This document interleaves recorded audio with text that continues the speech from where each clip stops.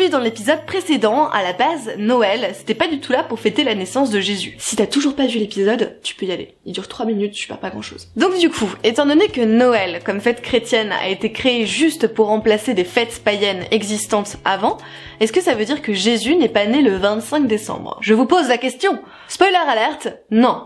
Comme on l'a vu, les premières fêtes romaines, les Saturnales, étaient un moment de partage et de célébration très populaires, qui ont donc été remplacés par un événement un peu plus Jésus-friendly lorsque tout l'Empire est devenu chrétien. Et même lorsque la fête est devenue chrétienne, on fêtait toujours pas la naissance du Christ, c'était beaucoup plus général que ça. L'idée qu'on allait fêter la naissance de Jésus est arrivée beaucoup plus tard et Noël est resté une fête chrétienne lambda pendant très longtemps, comme Pâques par exemple. En fait, ce qui s'est passé, c'est que peu à peu, les chrétiens ont ressenti le besoin d'historiciser la date de naissance de Jésus. C'est-à-dire de dire, ok, il est né à cette date-là, de marquer le coup, de marquer vraiment l'événement. Les fêtes du solstice d'hiver étaient donc plutôt propices à cela, si bien qu'à partir du IVe siècle, on commence à affirmer que Jésus est né un 25 décembre.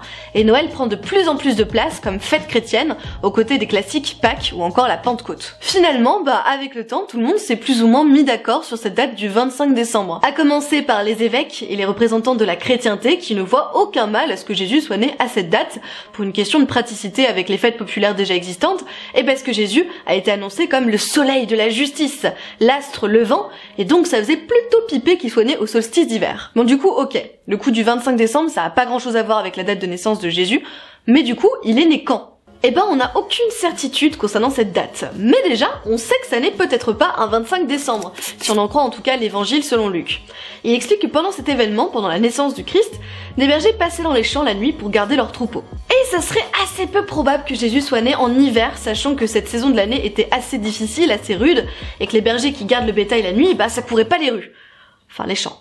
Les sources historiques concernant cet événement sont globalement pas très nombreuses et surtout pas très fiables. On n'a donc aucune idée précise de quand est né Jésus-Christ. Janvier, novembre, avril ou encore mars, des hypothèses sur le sujet, il y en a vraiment des paquets, mais par contre il y en a aucune qui ressort, ou en tout cas avec certitude. Comme c'est le cas pour beaucoup d'autres personnages historiques, on connaît pas cet élément précis de la biographie de Jésus.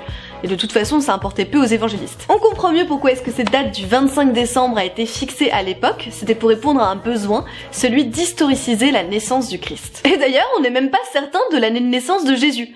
C'est-à-dire que selon les travaux assez récents de certains historiens, il serait né entre le 5 et le 7 avant Jésus-Christ.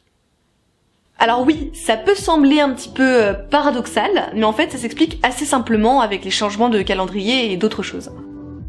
Et en parlant de calendrier, on utilise d'ailleurs toujours le calendrier grégorien, c'est-à-dire le calendrier qui part de la date de naissance de Jésus pour aller jusqu'à nos jours. On arrive bientôt à la fin de cette année 2017 et je me demande si vous savez pourquoi est-ce qu'on utilise toujours ce calendrier et pas un autre. Et surtout, est-ce que notre calendrier est vraiment cool ou est-ce qu'il serait pas un petit peu tout pourri avec ses fins de mois totalement inconstantes, etc.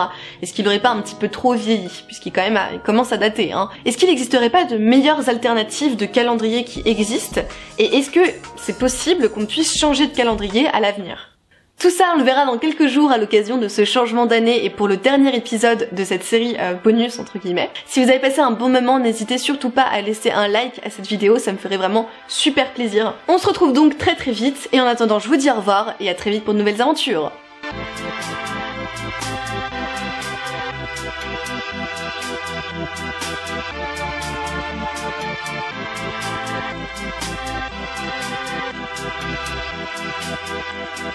Thank you.